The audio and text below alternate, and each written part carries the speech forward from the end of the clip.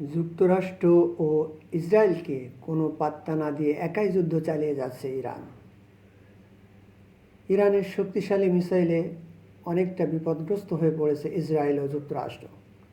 এই যুদ্ধে ইরানের ব্যাপক ক্ষয়ক্ষতি হলেও শত্রুদের তারা একটুও ছাড় দিচ্ছে না। রাতের আধারে ড্রোন হামলা করে, ক্লাস্টার বোমা হামলা করে ইসরায়েলকে নাস্তানাবুদ করে দিচ্ছে তেহরান।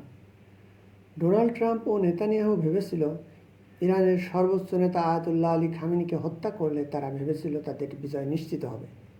কিন্তু খামেনির মৃত্যুর পর তেহরান আরও বেশি আগ্রাসী হয়ে উঠেছে। কোনোভাবেই তাদেরকে থামানো যাচ্ছে না। আর তারই ধারাবাহিকতায় ইসরায়েলের আন্তর্জাতিক বিমানবন্দরে ভয়াবহ ক্ষেপণাস্ত্র হামলা চালিয়েছে ইরান। ইরানের এমন হামলায় ইসরায়েলের প্রধান বেন গরিয়ন বিমানবন্দর ব্যাপকভাবে ক্ষতিগ্রস্ত হয়েছে। আল জাজিরার এক প্রতিবেদনে বলা হয়েছে, ইসরায়েলের আকাশে ভয়াবহ ক্ষেপণাস্ত্র হামলা চালিয়েছে ইরান।